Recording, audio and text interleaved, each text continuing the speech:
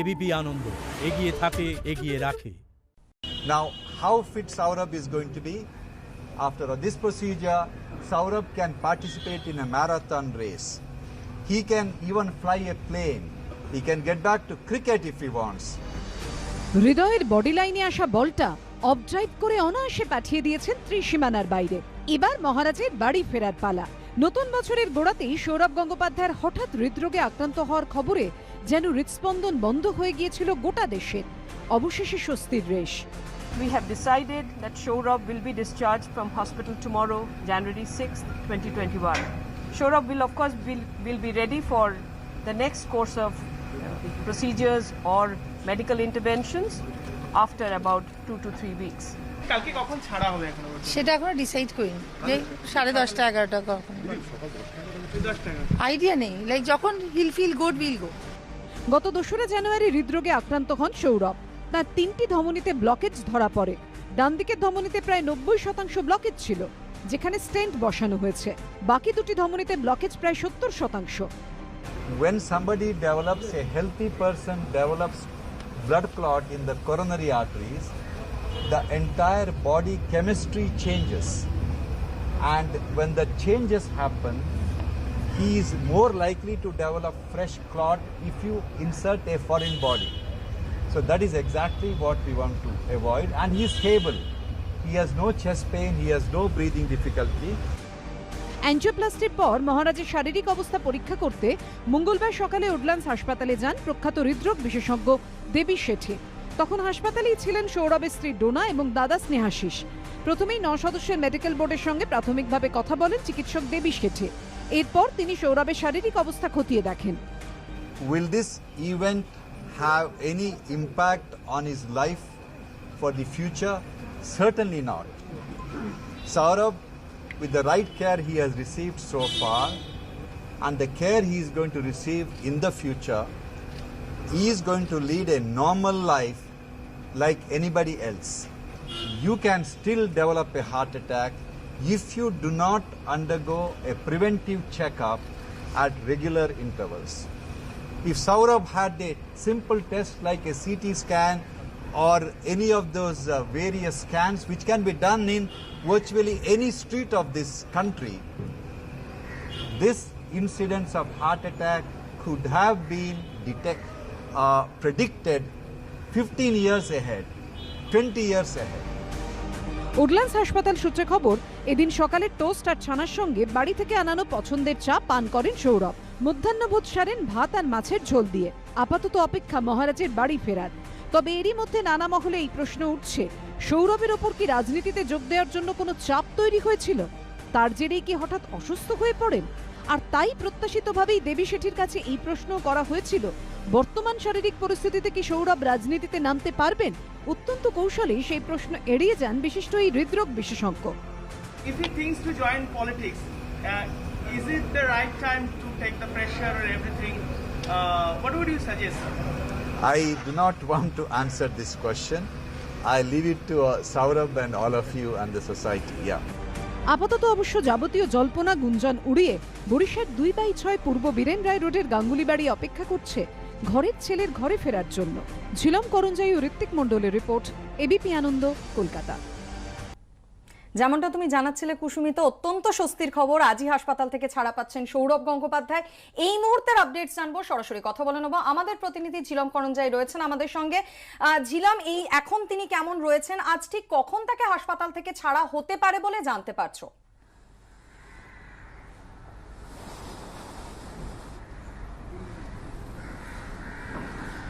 হাসপাতাল সূত্রে যেটা জানানো হচ্ছে যে সৌরভ গঙ্গোপাধ্যায়ের শারীরিক অবস্থা একদম স্বাভাবিক। তিনি যে কোনো সময় বাড়ি যেতে পারেন, এরকম ফিজিক্যালি এবং মেন্টালি ফিট তিনি। গতকালই ডক্টর দেবী শেঠি তিনি সাংবাদিক সম্মেলনে জানিয়েছিলেন যে তার শারীরিক অবস্থা এতটাই ফিট জায়গায় আছে যে তিনি একটি ম্যারাথনে অংশগ্রহণ করতে পারেন। তবে হাসপাতাল সূত্রে যেটা বলা হচ্ছে যে গতকাল তারা সব পরীক্ষা নিরীক্ষা করে তাকে একটি নতুন ওষুধ দিয়েছিলেন, সেইটা যেহেতু ডোজেজ কালকে শেষ হওয়ার দরকার ছিল এবং অবজারভেশন করা দরকার ছিল, তাই তাকে হাসপাতালে রেখে দেওয়া হয়। আজকে তাকে হাসপাতাল থেকে রিলিজ করা হবে 9:30 নাগাদ, এবং হাসপাতাল থেকে রিলিজের সময় তিনি সাংবাদিকদের উদ্দেশ্যে কিছু বলবেন বলে এরকম হাসপাতাল সূত্রে জানা গিয়েছে, এবং তিনি তার অনুরাগীদের উদ্দেশ্যেও কিছু বলবেন, সেটা যাতে ঠিকঠাকভাবে জানানো যায় তার জন্য ইতিমধ্যে হাসপাতালের তরফ থেকে সাউন্ড সিস্টেমের ব্যবস্থা করা হয়েছে। তারা গেটের কাছে সব প্রস্তুতি করছেন এবং তিনি এই গেট দিয়ে বেরোবেন বলেই হাসপাতাল সূত্রে জানা যাচ্ছে। আজ সকালে হাসপাতাল সূত্রে জানা যাচ্ছে যে তিনি রাতে ঠিকঠাক ঘুমিয়েছেন, তার স্বাভাবিক ঘুম হয়েছে, তিনি প্রাতরাশ করছেন এই মুহূর্তে, এবং এরপরে চিকিৎসকরা আসবেন সকালের রাউন্ড অফ টেস্টিং করতে, ট্রিটমেন্ট করার যেটা চলছে, এবং তার যে ইসিজি আছে সেই ইসিজিও আজকে হতে পারে আরেকবার, ফাইনাল ইসিজি, যাতে প্যারামিটার সব ঠিকঠাক আছে কিনা সেগুলো দেখার জন্য। এর পাশাপাশি চিকিৎসকরা এটাও জানাচ্ছেন যে আজকে 9:30টার পরে যে কোনো সময় তাকে রিলিজ করা হবে। তার যে ডিসচার্জ সামারি সেটা ইতিমধ্যে তৈরি হয়ে গিয়েছে, এবং তারপরে তিনি বাড়ি যাবেন। বাড়িতে গিয়ে তিনি স্বাভাবিক যে ওষুধ খাওয়ার সেগুলো খাবেন।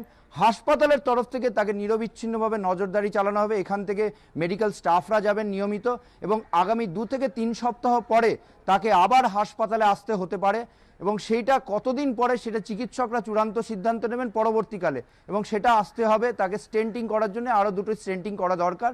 তবে এই মুহূর্তে তার প্রাইমারি যা যা করা দরকার স্টেন্টিংয়ের পাশাপাশি সেগুলো সব করা হয়েছে, এবং হি ইজ মেডিকেলি ফিট বলে তার মেডিকেল বোর্ড কালকেই সিদ্ধান্ত জানিয়েছেন। আজকেও তারা মনে করছেন যে তিনি বাড়ি যেতে পারেন, সেটা 9:30টার পরে যে কোনো সময়, এবং প্রস্তুতি হাসপাতালে তুঙ্গে। তোমাকে যেটা আমি দেখালাম যে যাতে তিনি বেরোনোর সময় অনুরাগীদের উদ্দেশ্যে কিছু বলতে পারেন তার ব্যবস্থাও হয়ে গিয়েছে হাসপাতালে। ধন্যবাদ ছিলাম। সৌরভ গঙ্গোপাধ্যায় যখন ছাড়া পাবেন অবশ্যই সরাসরি আমরা সেই ছবি তো দেখাতেই থাকবো আমাদের দর্শকদের। তবে রাজনীতির খবরে আমাদের চোখ রাখতেই হবে। গতকাল আমরা জানি গোটা দিন জুড়ে লক্ষ্মীরতন শুক্লা তার ইস্তফা, মন্ত্রিত্ব থেকে সরে দাঁড়ানো, তৃণমূল কংগ্রেস থেকে সরে দাঁড়ানো, এই নিয়ে রীতিমতো সরগরম ছিল। তার পাশাপাশি সোমবার আমরা দেখেছি শোভন চট্টোপাধ্যায় এবং বৈশাখী বন্দ্যোপাধ্যায়ের একটি রোড শো করার কথা ছিল, একটি র্যালিতে অংশগ্রহণ করার কথা ছিল, যা তারা শেষ পর্যন্ত অংশগ্রহণ করেননি। তাই নিয়ে বিজেপির অন্দরে শুরু হয়েছিল জলঘোলা। গতকাল শোভন চট্টোপাধ্যায়ের সঙ্গে তৃণমূলের পক্ষ থেকে ডায়মন্ড হারবারের তৃণমূল বিধায়ক দেখা করেছিলেন আমরা দেখেছি, কিন্তু তা সত্ত্বেও আলিপুরে বিজেপির মিছিলে এই গড় হাজিরার পর আবারও কিন্তু শোভন বৈশাখীর ফ্ল্যাটে দেখা পাওয়া গেল বিজেপি নেতৃত্বের। 4 ঘন্টা কথা হয়েছে তাদের মধ্যে, কথা হয়েছে ভোট নিয়ে, এমনটা দাবি করেছেন কলকাতা জোনের আহ্বায়ক দেবজিৎ সরকার। ক্লারিফিকেশন করেছেন তো, অসুস্থ ছিলেন, এখনো তো খুব সুস্থ লাগছিল না, সুস্থ নয় দেখলাম তো। রাজনৈতিক কর্মসূচিতে কি উনি অংশ নেবেন বলে কিছু আশ্বাস দিলেন? হ্যাঁ, আরে এটা কি রাজনৈতিক কর্মসূচি নয়? এটা তো রাজনৈতিক কর্মসূচি। বরফ কেন বলছেন? আমরা তো কাজ করছি, একসঙ্গেই করছি। ভোট কিভাবে করবো তাই নিয়ে আলোচনা হলো। এদিকে শোভন বৈশাখী এখনো বিজেপির সুরে সুর মেলাতে পারেননি। সুর মিললেই সব ঠিক হয়ে যাবে, পুরুলিয়ায় চা চক্রে গিয়ে ইঙ্গিত বহ মন্তব্য দিলীপ ঘোষের। কি বলেছেন তিনি শুনবো। ওই পার্টিতে কখনো সুর ছিল না। যিনি গান গাইতেন তিনি গায়িকা নন, তিনি ছবিও আঁকতেন, জোর করে শিল্পী হয়েছিলেন। তো মানুষ মানতে বাধ্য হয়েছিল, লোকের কাছে বিকল্প ছিল না। গান যদি শুনতে হয় আমাদের পার্টিতে আসতে হবে। এখানে একটাই সুর চলে, কারণ আমরা রোজ একবার প্রোগ্রামে আগে বন্দে মাতরম গাই, আর প্রোগ্রাম শেষ হলে জনগণমন গাই। ওখানে তো কেউ লোক গান গায়, বাকিরা হাতি তালি বাজায়। ওখানে কা গান হয়, তো সেখানে সুর মিলবে কি করে? কখনো এক সুর ছিল না। আজ একটা বিশেষ পরিস্থিতি তৈরি হয়েছে, তাই সব আলাদা হয়ে যাচ্ছে।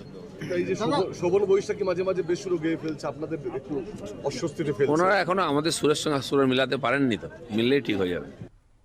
10 দিনের মধ্যে দেশ জুড়ে করোনা ভ্যাকসিন দেওয়ার পরিকাঠামো তৈরি রয়েছে বলে জানালেন কেন্দ্রীয় স্বাস্থ্য সচিব। সরকার সবুজ সংকেত দিলে প্রথম দফায় স্বাস্থ্যকর্মী এবং করোনা যোদ্ধাদের 3 কোটি ভ্যাকসিন দেওয়া হবে বলেও জানিয়েছেন তিনি। আমি যদি মানুষের জন্য কিছু করে থাকি তবে সেটা সম্ভব হয়েছে আমার ধৈর্য ধরে চিন্তা করার ক্ষমতার কারণে। এই কথাটি বলেছিলেন বিশ্বখ্যাত বিজ্ঞানী আইজাক নিউটন। 9 মাস ধরে করোনার বিরুদ্ধে ধৈর্য ধরে লড়াইয়ের পর মঙ্গলবার সামনে এলো সেই মঙ্গলময় ঘোষণা। দেশে যেদিন দৈনিক করোনা আক্রান্তের সংখ্যা সর্বনিম্ন, সেদিনই 10 দিনের মধ্যে জরুরি ভিত্তিতে করোনার ভ্যাকসিন দেওয়ার পরিকাঠামো তৈরি রয়েছে বলে জানালেন কেন্দ্রীয় স্বাস্থ্য সচিব। जिस भी दिन वैक्सीन को ये एक्सेलरेटेड अप्रूवल मिलता है, जो कि 2 तारीख की एसईसी की बैठक में रिकमेंड किया गया और 3 तारीख को ड्रग्स कंट्रोलर जनरल ने इसकी घोषणा की, उसके 10 दिन के भीतर हमारी तैयारी रोल आउट करने की है। अंतिम निर्णय सरकार द्वारा लिया जाना है। রবিবার কোভিশিল্ড ও কোভ্যাক্সিনকে জরুরি ভিত্তিতে প্রয়োগে ছাড়পত্র দিয়েছে drugs controller general of India বা ডিসিজিআই। তার দুদিনের মধ্যেই সমস্ত জল্পনার অবসান করে কেন্দ্রীয় স্বাস্থ্যমন্ত্রক জানিয়ে দিল আগামী সপ্তাহ থেকে দেশ জুড়ে ভ্যাকসিন দিতে তারা প্রস্তুত আছেন।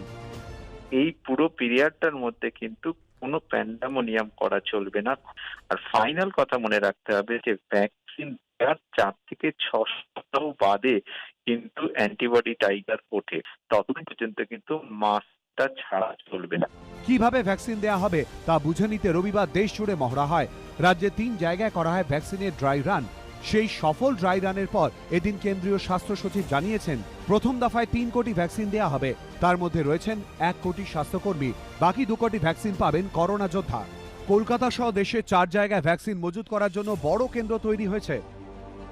हेल्थ केयर वर्कर्स के लिए और अदर फ्रंटलाइन वर्कर्स के लिए ये सेशन साइट होंगे, यानी सब सेंटर पर और इससे ऊपर की व्यवस्थाओं पर, यानी कम्युनिटी हेल्थ सेंटर पर, हेल्थ एंड वेलनेस सेंटर पर, डिस्ट्रिक्ट हॉस्पिटल पर या प्राइवेट हॉस्पिटल पर वैक्सीनेशन की कार्रवाई की जाएगी।